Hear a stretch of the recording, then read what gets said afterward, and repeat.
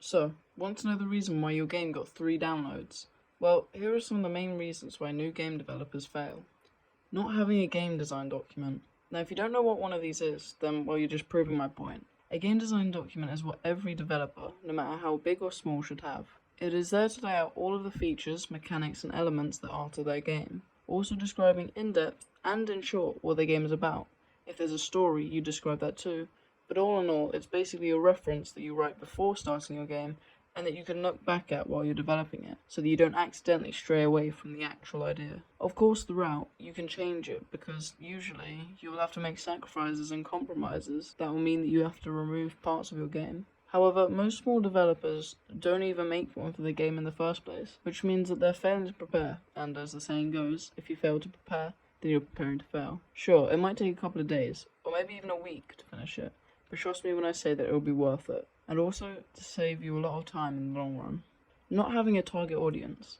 Having a target audience is key when making a game. You can't just try to cram in as many genres and subgenres into a game as possible.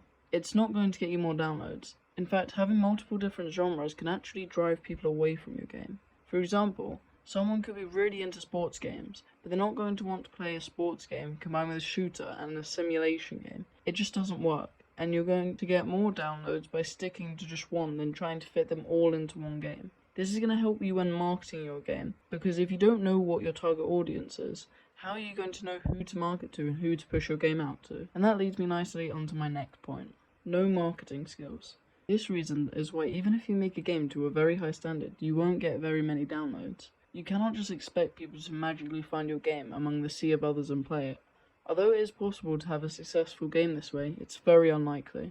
Contrary to popular belief, you don't need lots of money, or any at all to market your game well. You can always post your game on relevant subreddits, Discord servers, and even push it out on social medias such as Instagram and TikTok. If you don't want it on social media for whatever reason, just telling family and friends will guarantee you more downloads. Sure, you can boast about your game on these platforms, anyone can. But the key to getting the most downloads on your game is creating a well thought out and enticing caption. You can't just beg people to play your game. You must do a few things to make the viewer want to click the link. These include being friendly, since you can't command people to play your game because you'll come across as too aggressive and pushy. Instead, ask them to play it or say, I think that you should play it. Also, add a short description on what your game is about and why they should play it. If possible, a good idea is making a trailer for your game. You don't have to be amazing at video editing, but I would recommend learning Premiere Pro or DaVinci Resolve beforehand. Again, this might take a little while, but from what I've found, adding more visual information to your game, such as screenshots or trailers, seem to really boost your numbers. If you do have money to spend on marketing, I would recommend using it to make ads on YouTube, since they seem to usually do pretty well. Aiming too high. I understand that it can be so tempting to rush game dev and try to make the best game you possibly can, but if you're fairly new to game development, the best thing to do is slow down and make a game that you're proud of, but isn't your dream game. You can save those for later. Like I said before, if you aim too high, you'll soon become demotivated because you probably won't even release your game. No motivation. This is by far what I see the most in new game devs. They'll boot up the engine, start developing their game for a few hours, or maybe even less, then come to the conclusion that it's way too much effort, and either make an extremely poor game, or just quit altogether. It's understandable to feel like your game is going to take forever, especially if you keep hitting brick walls in development. But you can persevere through it and actually take your time. You're much more likely to make a more successful game. You'll become demotivated if you try to make a game that will take too long for a new developer, like aiming to make a AAA game. If you're struggling with motivation, I'll be releasing a video soon on how to stay motivated whilst making games, so be sure to subscribe so you don't miss it. Releasing a half-made game. I'm sure you know by now how much stick large publishers such as EA, Activision and Rockstar receive when they release a half-developed game with thousands of bugs. Just take the new Battlefield, Call of Duty and GTA as examples. So why would you do that too? You're just asking for complaints and unhappy players at this point. This is why, before you ever release a game, release it as best. This means that whenever you encounter a bug, try to fix it. Make each mechanic the best it can be and add in extra details and as many features that you want. Of course, once you release your game, you'll encounter loads more bugs, but that's why it's important to patch your game. I can admit to releasing a game that wasn't properly finished, just because I lost motivation for the game, and I regret that now, because I know that I could have made it 10 times better. Also, you might feel pressured if you create a deadline for yourself, so you might end up rushing the development of your game. So I would only advise creating a deadline for yourself if you really need to, If not, I'd advise taking your time, not listening to feedback.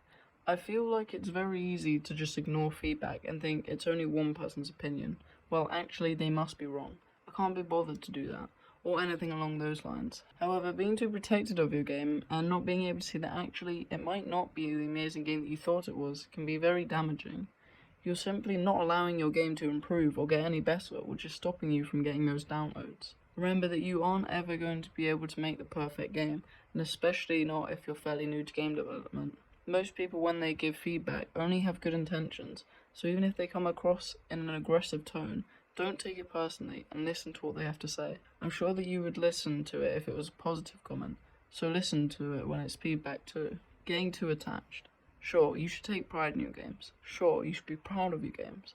But when you get to the point that you become overprotective over them, take a step back. You must understand that the likelihood is that your game will fail, and when it does, if you get too attached to your game, you're going to become very frustrated and want to give up. You have to avoid this, but also have passion for whatever you're creating. Confusing, right? It's hard to find the perfect balance, which means that you'll want to keep on developing your game, but you also won't be hurt if it fails. Reinventing the wheel. Creating a game that's already been done hundreds, maybe even thousands of times, might help you learn game development, but it certainly won't get you any downloads. Why should somebody play your game and not the endless amount of others, of which the majority are probably better than yours? It just makes no sense when you say it out loud, yet so many people do this, thinking that they're going to make millions and end up only getting one download. You have to have something that sets your game apart from all the others. Getting burnt out. Getting burnt out is something very common with game developers, and is something that's happened to myself. You've been working so hard in your game for the past few months, and it can feel like you're not getting anywhere. It can feel like you're overworking yourself. You'll probably even contemplate giving up altogether. It's similar to losing motivation, however, I think that this is more about having poor time management. You should learn how to monitor how much you do, and even try to create a schedule. You should always do at least one thing per day. This makes you feel like you're getting somewhere, without working too much. Also, if you're just doing this as a hobby, don't prioritize it over school or work. If you did learn anything from this video, please make sure to like and subscribe for more game dev content. See you in the next one.